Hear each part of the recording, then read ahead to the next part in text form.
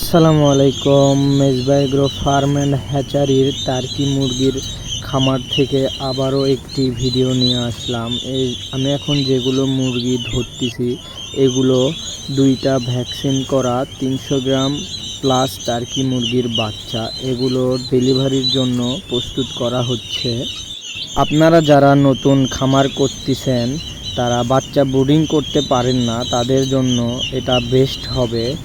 অথবা আপনারা যারা দোকানের জন্য নিতে চান, আমরা সারা বাংলাদেশে পাইকারি রেটে 300 গ্রাম ওজনের টার্কি মুরগির বাচ্চা সেল করে থাকি।